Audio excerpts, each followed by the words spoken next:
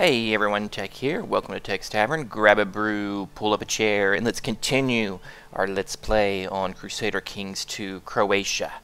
And yeah, let's get it on.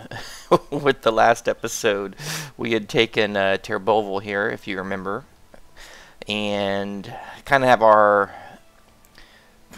own personal troop just kind of hanging out there while more continuing to be trained back in Crusader, and got a couple little internal squabble things going on, and we got some things I want to get done with this particular episode.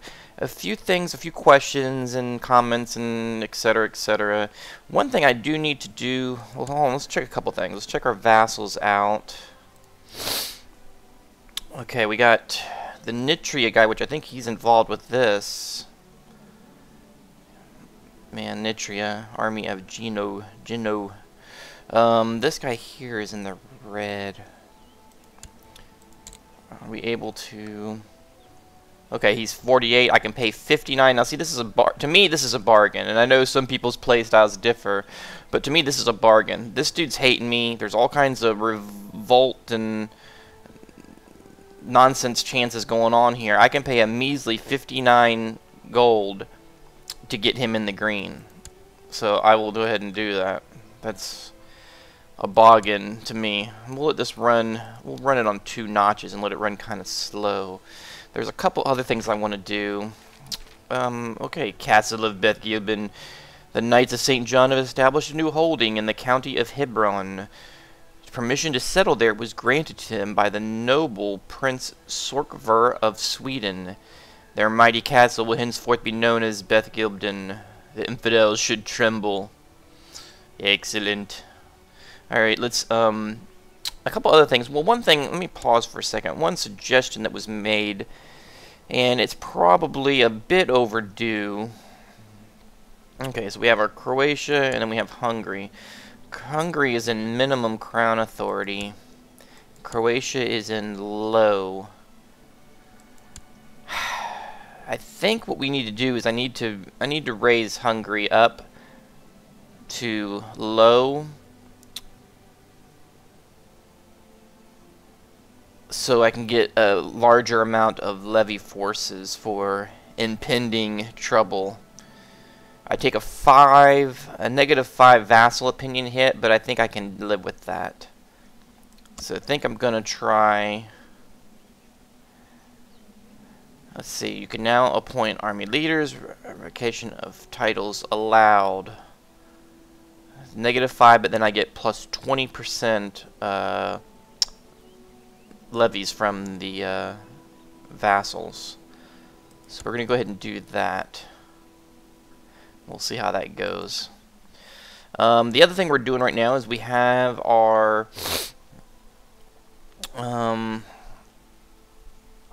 okay, we have our chancellor there to fabricate claims. We're working on Galish there.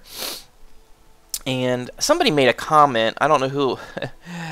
Let me clear it up. There might have even been 2 people, but I know there was at least one person who made a comment on the last video saying, you know, hey, how did you get the fabricated claim to turn, you know, on Terbovel so quick? I sit for years and years, and you know, whatever. Part of that, number one, was because my chancellor is a 29, which is a very, very high skill level, and that does control to a certain degree the modifier based on how quickly you're going to have that be able to happen.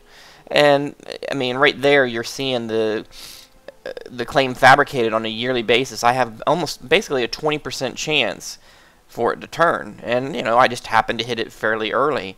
But I mean, if you got a guy, if you have a chancellor, and I had somebody private message me this question as well, and I'll let the time run so I'm not just gabbing and paused.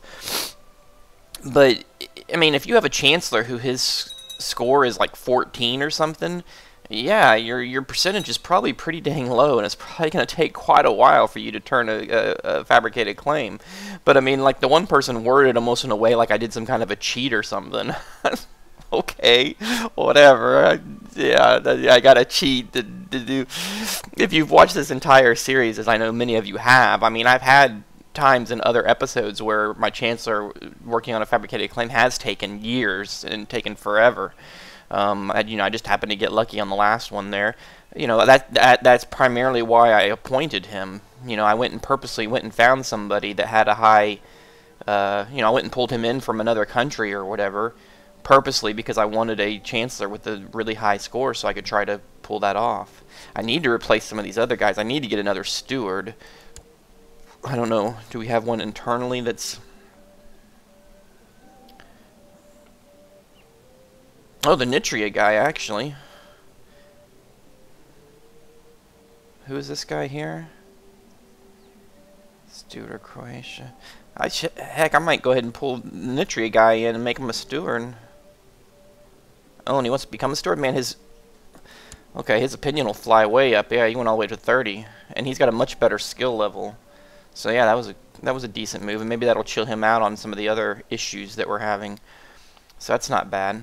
So yeah, we're going to continue to keep moving up this way and try to... Oh, wow, that just changed, didn't it? That changed right before our very eyes. It looks like Ruthenia was able to pull things back together. So let's pause for a second and take a look, because fabricating a claim there may not be the optimal move right this minute, because I don't think I really want to go to war against Ruthenia. We had good relations with them back before. Looks like some kid just took it over. Interesting. Okay. Well, yeah, that may not be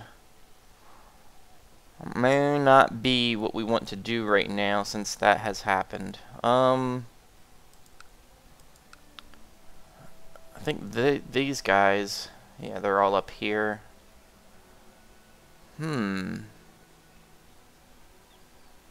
We may have to start looking at what's going on over here. She's still hanging out.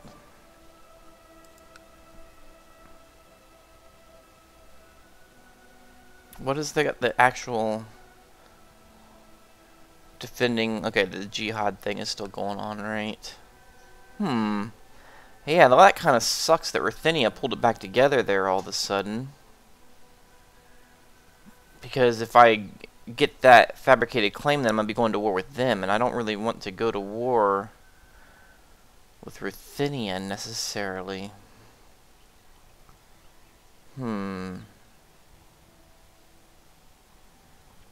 Interesting. That definitely was not something I was anticipating. Let's take a look here. Okay, it's going up.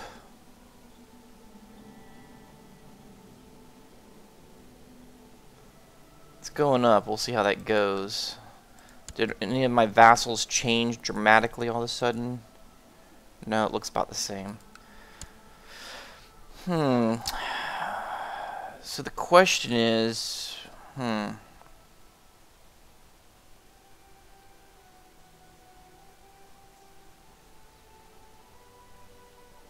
mean, Poland now has gotten these little pockets around. It's like I kind of have the choice. I could kind of go after Poland, or I could kind of go after, or I could just go ahead and full scale it with Ruthenia.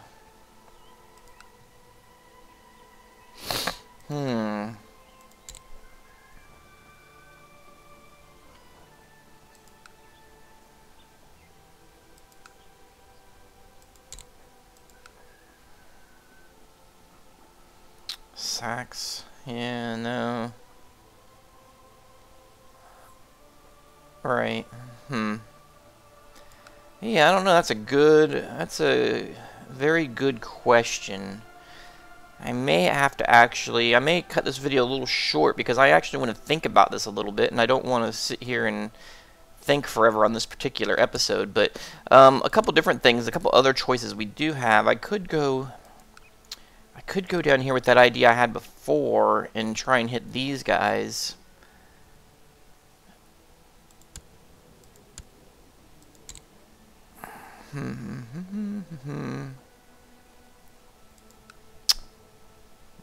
Boy, look at this. This has kind of all gotten to be a mess here, hasn't it?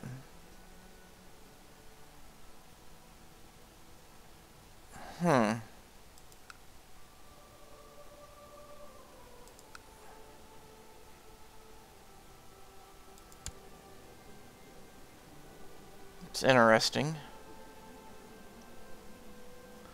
He's kind of carved out a little area there, hasn't he? And this is definitely kind of going all a little bit crazy there. And this back end is still a mess over here.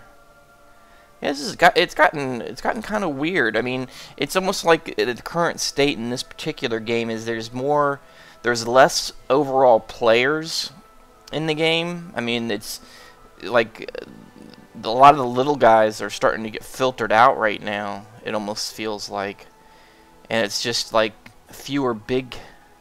I mean, look, you got Sweden pulling stuff way on down here. What the heck?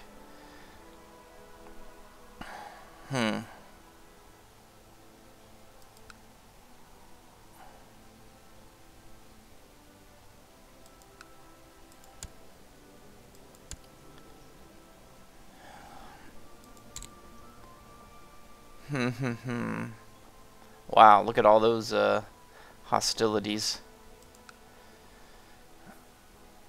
Yeah, it's pretty interesting. Well, a couple different things. One is our succession stuff is all still fine right now for Ulf, as far as I can tell. Looks like he did go and get a wife.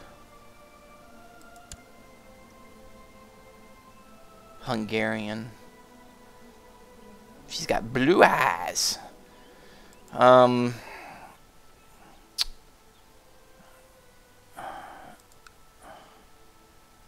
they're doing pretty good. He's built. I mean, looks like it's moving along decent. Yeah, there's a couple different things options we can go here, but our succession stuff is all fine. Like I said, right now I'm trying to push the Hungary, the Crown Authority up if we can. Military-wise, we're over 20k. If that passes, we'll be even higher than that. And then, factions-wise, we're not really in too much trouble necessarily. 17%. But I mean, yeah, we're not in a big issue there. Just this Ruthenia thing threw me for a loop because I was going to kind of work on some other counties here, and now I'm kind of at a loss of what I want to work towards. So I think I'm going to go ahead and just clip this episode, and what I'm going to do is you should expect to see another episode after this one fairly quick. I'd say within a couple days, within 2 days or something like that, or 3 days at the most. Because I'm going to sit down later tonight as of the date of this recording and give it a good look over, good survey, and try to come up with an attack plan. And what I'll do is I'll try to get this video up pretty quickly, and then any of you who comment like in the first day that this video is up, I'll see that before I play the next round, and then that way I can take some of those suggestions into consideration. But right now I'm kind of leaning towards probably just going after either Poland or Ruthenia and just trying to just go ahead and start pushing into one of them and weaken them a little bit, knock some of their armies down, take a county from them here and there. Maybe that'll cause some revolts and inner squabbling, and just kind of go that path is kind of what I'm thinking right now, while also just kind of keeping an eye on Byzantine. So I'm gonna go ahead and knock it off right there. I apologize. This kind of seems like an episode that didn't really have a whole lot happening, but again, it's kind of getting back up to speed because it had been a slight break since the previous episode. But I think you guys have a general idea of what's going on. I think what I'll do, is there a revolt risk in this county at all? 2%, yeah. Let me just move these guys over there. Let's go ahead and let these guys move over there before we cut the video, and then maybe an event or something will pop up. We'll see what happens. Is that all we have for our... Okay, no, they're still training. We're almost there. We'll have to get our retinues going again. Our money's doing pretty good, so I do need to do some more upgrades.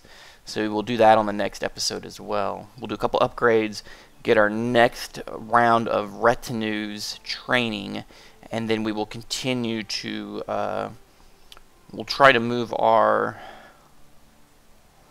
I wonder, does it give me an option yet? I wonder if I continue to keep going, if I can get Galish, that would give me another claim, but, well, we'll see. We'll see how that goes, actually. We'll let these guys get over here, and then we'll merge them real quick. Whoops, I paused it by accident. Yeah, I mean, it's a pretty interesting situation right now. I mean, I know some of the stuff is starting to change on the game right now during this time that we're in. You know, we're like at 1208 here. And like I said, I think Byzantine's going to have some kind of crazy stuff going on once the Empress there dies. So I think that's going to be kind of crazy. But it's going to be real interesting to see how some of this shakes out over the next, you know, 4 or 5 episodes, I think.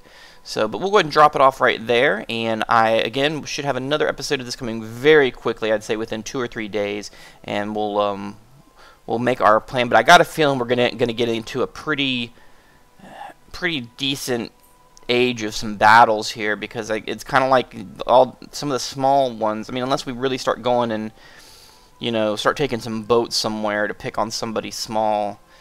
I mean, you know, even then, some of the options are somewhat limited. You know, like I said, I'm gonna have to take a look at it. I'm gonna have to sit down for like an hour or two and just kind of look around and try to formulate. But I got a feeling I'm gonna be going towards one of these guys, and I may just go towards Ruthenia potentially. But again, I'm not really sure as of yet. Yeah, I'm not 100% sure as of yet what we're going to do. So anyway, we will go ahead and drop it there, and I will see you guys on the next episode.